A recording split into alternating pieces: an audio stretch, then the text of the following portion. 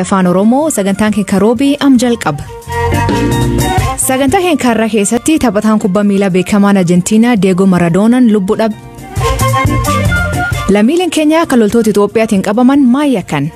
Namni toja ilaala kan gartuu yookaan bitaasan gooftii yookaan daantii yookaan qaba. Amma sagalaan sun keessa namni lamallee cabee jira. Namni lam tokko gurmuu cabee tokko harkata. Oolmaa dhaddachaa dhimma Dr. Hussein Kadirirraa abukaatoo isa dubbifne.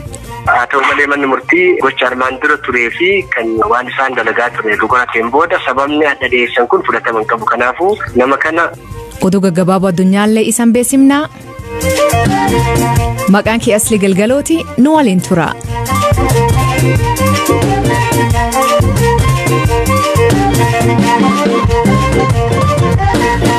Loltoonni Itoophiyaa gam keenyaa taakitee dargaggoota 9 mooyyalee qabdee gam Itoophiyaa tiitee jedhan namoota qaban keessaa tokko ijoollee barnoota sadarkaa lammaffaa maatiin isaanii ka BBC'n dubbatee dargaggoota kan kaleeqa isaanii reebamanii qabanii jedhan hagammaa maatiin isaanii hin argin poolisiin buufata mooyyalee ka buufata isaaniitti dubbiin tun himatamte akka gadhiisanii nagaan keenya deebisan mootummaa keenyatti irra hojjetaa jedhan.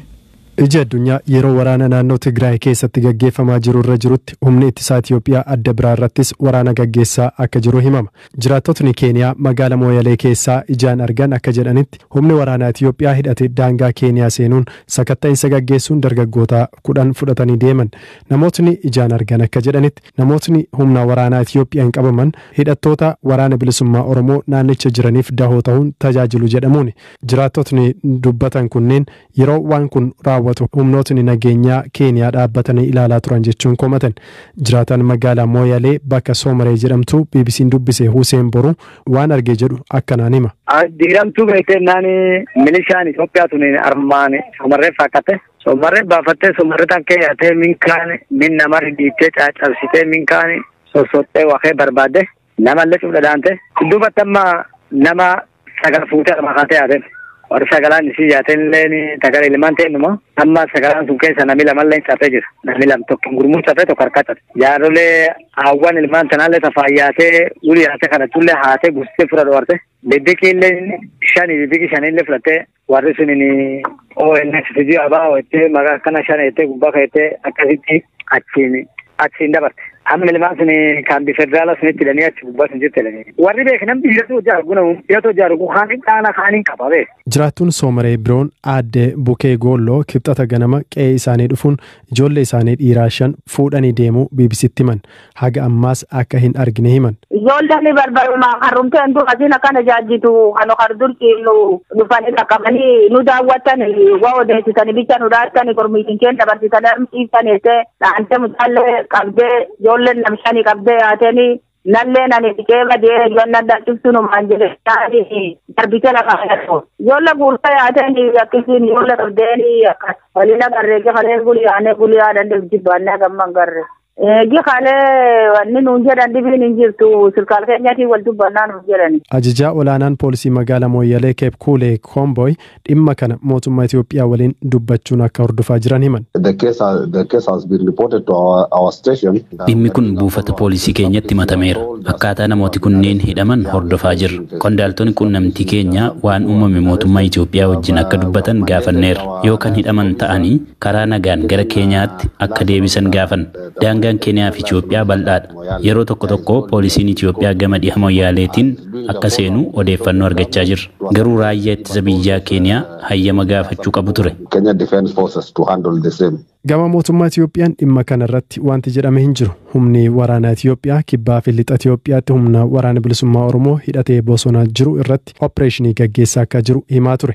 Torbanoota darban keessas naannoo daangaa Itoophiyaa fi Keeniyaatti dhukaasa guddaan akka dhagahamaa ture ni himama. Waraanni bilisummaa Oromoo hidhatee socho'u erga ABO'n gara biyyaatti deebi'uun gara qabsoo nagaatti deebi'ee irraa cabuun qabsoo hidhannoo itti fufee kan jirudha. Mootummaan hidhattoota kanneen ABO shanee jechuun waama.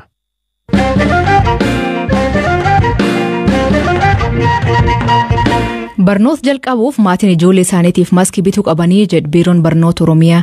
Naannoo Oromiyaatti barnoonni sadarkaa duraa fi lammaffaa torbee wiixatti darbee jalqabuuf ture. Garuu akka hoogganaan itaana biiroo barnoota Oromiyaa Dr. Galaana Mikaa'el BBC'tti himetti sababa barnoota fuulduratti butaniin keessaa tokko maskii dhabuuf. Ripoota keenya Birzuwaaqee olaanaatu bilbilaan dubbis. Wiixata dhufu barnoota nus ni eegalla. Garuu kutaan 8-12 already barachaa turani. Warra hafan immoo hidhatarraa kaasnee hin banna. Kanaaf maaskii hunda argannee yoo argachuu baannes maatiin kanarratti ijoollee gargaaruudhaaf korreejii waataa waan galeef leenjii barsiisotaas finneerraa kana booda barumsi hidhatarraa kaasee hin eegalaa jechuudha. Torbee tokkoof kan dabarfamee ture ulaagaan barbaachisu hin guutamne jedhameeti ture sababa maaskiin haga isiniif barbaachisu hin kennamneen ta'uusaan beekama. Innis sababa tokko akkuma jenne kanas reetii amma maaskii produce goonuun yoo kan eegnu ta'e production jiru jaallatee ijoollee kana hundumaa gara maaskii miliyoona 60 oomishuudhaaf yeroo waan fudhatuuf maaskiin dhufaa jira. Kan biyya keessatti oomishamaa jira. Gaafa dhimma ijoollee qaqqabuu hin danda'a. Amma sanatti torban muraasaaf maatiin ijoolleedhaaf maaskii warra arganneef jechuudha. Gargaarsa godhee ijoolleen mana oolurraa yeroon isaa dheerachuurraa barumsoota jalqabanii yaajatu irraa ka'uun madaalli akkasii jiru jechuudha. Barumsa akka jalqabu kan taasifamu.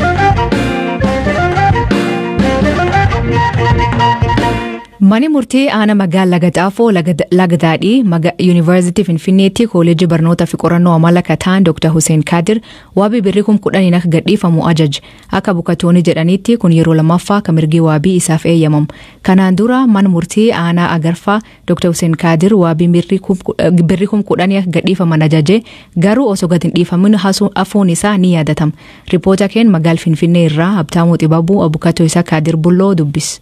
Manni murtii poolisiin akkuma baratame yeroo dabalataa nu kennaa jette haa ta'u malee manni murtii gocha armaan dura turee fi kan waan isaan dalagaa ture dhugateen booda sababni adda dhiyeessan kun fudhatama hin qabu. Kanaafuu nama kana mana hidhaa akka turu godhuufi manni murtii hin ajajuu jedhee qarshii 10,000 akka bahu kan ajaje yoo ta'u akkaatuma kanaan qarshii kanallee ammaan tana kunoo kafallee ajaja fudhannee bahaa jirra poolisii geessuuf kanatu jira. Poolisiin keessattuu gareen qorannoo bobba'eera bu'aa qorannoo isaa hin dhiyeessinaa kanaaf yeroo nuuf haa kennamu jedhanii turan beellama darbee irratti isarratti waan jedhan qabu. Isaan ammallee sababa wal fakkaatu dhiyeessanii garuu manni murtii ka jedhu nama ka qorachuu namni martinuu gahee ofii qaba. Kanaafuu akkaataa amma jiru kanatti sababni armaan dura torbaan darbee dhiyaatee ture kan biraati amma ka dhiyeessan kan biraati kun ammoo mana murtii bira fudhataman qabu jedhee sababni nama kana jecha manni murtii kan jedhe maaliif sababni isa hiisisu hin jiru maaliif dhimma amma jettan kana insaarraa bakka irraa ragaa dhiyeessina ka jettan kun isa dhiyeessuu fi dirqama namni kun hidhamuu qabu. Kanaafuu sababni dhiyeessitaniif fudhatama hin qabu. Galmeen keessanillee namni kun waan amma jettan kana wanti muddisu waan hin jirreef mirga wabii kana eenneef jirra jedhee amma ajaja kenna. Kanaan dura poolisoonni godinaalerraa odeeffannoo yookaan ragaalee walitti qabnedhanii turanii amma immoo insaafaarraa jedhan jechuudha. Yaasan jijjiiranii kun ammoo fudhatama hin qabu jedhee manni murtii. Gama biraatiin Dr. Huseenoo waan dubbatan qabu. Dr. jedhee jira. Jedhee ani uumaan kiyyaa barnoonni an baradhee nagaa uummataatiif nama hojjetu malee rakkoo uummata keessaa galu jedhee in principle matammaan kiyyaa kana na ajaju wanti godhan jiru ani miseensummaan kiyyaallee qaama mootummaan dhabe yookaan waldaa beekamu hayyoota Oromiyaati malee ani waan biraa keessa hin galle. Kanaafuu ani dabatu narra dalagamaa jira. Ani uummata kiyya gargaaruu qabu waan dalannee yakka hin dalanneen mirga keessa darbamaa jiru manni murtii mirga kiyya akka naa eegu jedhee hin gaafate manni murtii akkaatuma kanaan ajaja amma duratti siibse kana jedhe. Mee poolisoonni guyyaa meeqa gaafatanii turanii sinoo sinoo wanti dubbatan jira abukaatoowwan. Actually akka jarraa ka dhaqee turaana kuni manni murtii poolisiin ajajni nama gaafiin gaafatamu kuni gaafiin tokko ka dhiyaatu sababa gahaa qabaachuu qabu. Manni murtiillee poolisiin gaafatteef qofa gaafii seeraan ala ta'eef beekumsi kennuuf aangoo hin qabu jenneen. Kanaafuu sababni dhiyaate mana murtiilee nama amansiisu eenyuun amansiisu waan hin dandeenyeef sababa guyyaa 14 ragaa bakka kanaaf ka jedhan ragaa fiduuf qofa namni kun achi dhaqee jara kan akka ragaa kana kennu godhuu hin danda'u. Lammaffaa kun adeemsuma chaanaalii administreetii yookaan bulchiinsaatiin dhiyaachuu kan danda'u. Kanaafuu kana dhiyeessuuf nama mana murtii kaaheet yookaan mana hidhaa taaturu ka jedhu kun poolisii irraa yoo eegamu. Kanaafuu manni murtii irraa fuudhuu hin qabu jennee hin mormanii akkaatuma kanaan manni murtii sababa isaan dhiyeessan kufaa godheetti ajaja kana kennu jechaadha.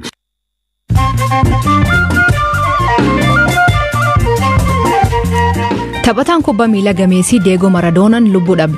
Gootaan Arjentiinaa kun dhukkuboonneetiin waggaa 60 mana isaa boqote. Maradoonaan taphata kubbaa miilaa cimaa addunyaa keessaa. Ministeerri Ijaarsa Demokiraasii Itoophiyaa Zadig Abrahaan yeroon hooggantoota TPLF fi humnoota poolisii addunaanichaa harka kennachuu kenname xumuramee jedhe. Ministeerri Muummee Abiy Ahmed guyyaa wiixataa humnoota kunneen sa'aatii 72 kennee ture. Oduu wal fakkaatuun Ministeerri Muummee Abiy Ahmed waldhab mootummaaf hooggantoota TPLF jidduu deemaa jirirraatti jidduu seentummaa qaamalaa hin simannuu jedhan. Ibsi kun eegiyyoowwan dabalatee dhaabbileen addunyaa garaagaraa lolii akka dhaabbatuu fi waldhab jiru mariin akka nagaan furamuu gaafate. Koomishiniin olaanaa dhaabbata mootummaa gamtoomanii Filippo Giraandiin hojii dhabiinsa weerarii kooronaavaayirasii dhufeeniif dubartooti hedduun namoota isaan miidhbira socho'uu dadhabanii jedhee akeekachiise. Jechi kun guyyaa addunyaan miidha dubartoota dhabamsiisuuf ayyaaneffattu dhufe. Keenya keessaa namoota miliyoona 2tti iyyuma kee jira jedhe ibsi Baankii Addunyaa. Namooti miliyoona 2 kun jidduu 3tiif 6 waggaa kan iyyuma jalgalee jedhan. Hojii dhabiinsi Keenya keessaa harka 5 aga harka 20 ol koree jedhe Baankiin Addunyaa. Ruwaandaatti hoogganaan garee tisa nageenya mootummaa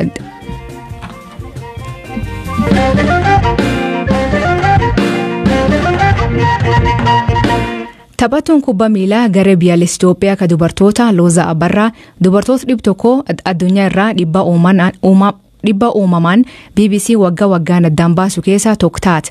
Loozan kilaba biyyaa Maalta tokkoof taphachaa turte. Galchii hedduu waggaa tokko keessatti lakkoofsisuun beekamti. ያው በጣም ደስ ብሎኛል ማለት በቃላት የምትገልጸው አይነት ነገር አይደለም ባዬ ገመዴራ ጅቹታን ከነን ኢብሱሚቲ ዋና ከሲራ ገውን ኮ ጅረኛ ኮ ከሰት ሴና ጉዳዳ ሰደርካ ከሲራ ገየረ ጀዴ ምልካይነ ከነ ዱበቹ ደንዳ ጅቹዳ ዱበርቶታ ሆገንሳ ፊ ደሜ ገራገራ ከሰት ሆጂ ጉዳ ሆጀተን ከሰትን አመተሜራ ከነ ጀቹን አዱኛ ረቲ ዋን ቤከሜ ሆጂ ጉዳ ሆጀዴራ ጅቹዳ ዱበርቶኒ ኩኔን ሆጂ ጉርጉዳ ሆጀተኒሩ ኩነናፍ ሆጂ ሆጀዴን ዲባ ጉዳ ኡሜራ ጅቹዳ ጀዴ ያዳ kun ammoo seenaa kubbaa miilaa Itoophiyaa keessatti yeroo jalqabaaf kan ta'edha. Dubartii jalqabaa ta'uu kooti. Kana dura gama atleetiksiin dubartoonni turaniiru. Ani kubbaa miilaa keessaa kan jalqabaa ta'uu kootiin gammachuu koo dachaa godheera. ደግሞ እኔ ስለሆንኩኝ እጅግ በጣም ደስታውን ደግሞ ጥፍ Loozan amma kilaba Baankii Daldala Itoophiyaaf mallatteessitee jirti. Maaliif gar kilaba gurguddoo Awurooppaa gadhiiftee gam biyyaatti deebitee BBC'tti himti. የተሻለ ነገር ይዞ ከመጣ ከባንኩ ጋር በስምምነት isaan waliin waliigaltee qaban ture garuu waan guddaan ture ኮቪድ ture galii kilabootaa waan miidheef gatiin isaan dhiyeessaa turanis hagas mareen turre kanarra kan caalu yoo dhufe akkan deemuu danda'u waliigaltee qabna dabalataan adeemsi isaa dheeraa ta'aa dhufe biyya na fudhachuuf na gaafate ilaalchisee ammoo adeemsa isaa xumuruuf imbaasiinis cufaa ture biyya keenyatti kubbaa miilaan dubartootaaf akka warra dhiiraa hin kaffalamu anaanis dabalate garuu sadarkaan isaa ol ka'uu qaba kan ammoo jijjiiruu hin dandeenyu taanaan ijoolleen itti aananii dhufan hin fayyadaman kanaaf ammas akka mindaa guddaan naaf kaffalamu ta'eera kun akka guddataa deemuu barbaanna ያ ነገር ያደገልን ነው መሄድ የምንፈልገው